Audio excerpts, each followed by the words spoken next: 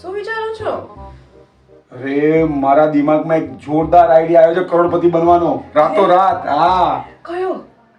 જો અત્યારે કુંભનો મેળો ચાલુ છે ને, તો પેપરમાં લખ્યું છે કે ત્યાં 10 કરોડ લોકો આવવાના છે. હા સાચી વાત છે. હે ને?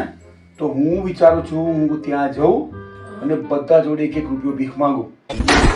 એક જ મહિના કરોડપતિ. અને જો તું આવે ને જોડે તો એક જ મહિનામાં 2. કામ કરો ને તમારું કામ.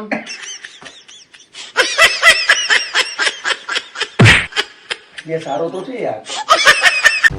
સાંભળો છો? હા પેલા બાજુના પટેલ સાહેબ છે ને, હા. એમને બેબીના મેરેજ છે. લે. કંકોત્રી આવી છે. પણ એમની છોકરી ઉંમર તો બહુ મોટી હતી ને. હા 35 આસપાસ હશે. સારું ગોઠવાઈ ગયું ને. હા. બે મિનિટ. લે સહકુટુંબ કીધું છે.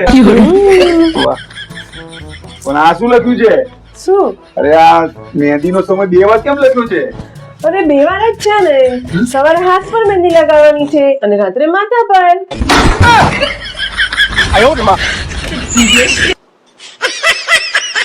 સારું. ઓય હા સાંભળો છો? હા 1 થી 50 માં 1 નંબર જ ધારો તો. કેમ? અરે ધારો ને હું કહું છું એટલું કરો. તો મારો તો લકી નંબર 9 છે. 9. હવે 9 દિવસ મારી જોડે વાત ના કરતા. દૂર રહેજો મારાથી 9 દિવસ. અરે પણ શું થયું? અરે આવું ના હોય. શું થયું? ના. પ્લીઝ એકવાર ચાન્સ આપ મને. ફરતી એકવાર ચાન્સ આપ પ્લીઝ. તું તો પ્રેમ કરો છો. પ્લીઝ આ એકવાર તારે બહુ પ્રેમ કરો. એકવાર ચાન્સ આપ. ફરતી પૂછ મને પ્લીઝ. હા. હા પૂછ. સાંભળો છો? હા 1 થી 50 નંબરમાં કોઈ 1 નંબર ધારી લો ને. 50. હવે ચૂપ હવે કઈ બોલતી નહીં. 50 દિવસ છે. ચૂપ. 50 દિવસ કઈ બોલતી નહીં. શું મને ખબર હતું કોના ઈશારા પર નાચે છે. એ મારી બહેનું નામ લેતો નહીં વચ્ચે. મજા નહીં આવે. હા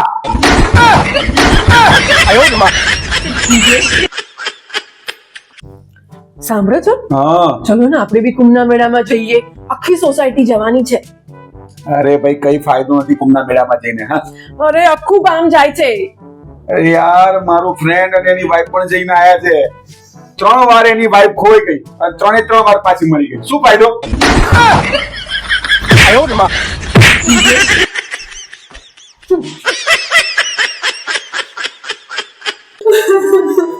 શું થયું? કોઈ બોલ્યું તને કઈ? મારા ભાઈઓએ મારી સાથે ગુસ્સામાં વાત કરી. ઉભરે ચાલો આપણે જોઈ લઈએ. ચલાય એનો વાત છે. એવું છે કલે હર્ષલ મેઘ હા જીજાજી. તમે બંને તમારી બેન જોડે ઊંચી અવાજમાં વાત કરી. કેમ તમને બળતરા થઈ? મને શું કરવા બળતરા થાય? કેમ કે તમે મારી બેન સાથે ઊંચા અવાજમાં વાત નથી કરી શકતા એટલે.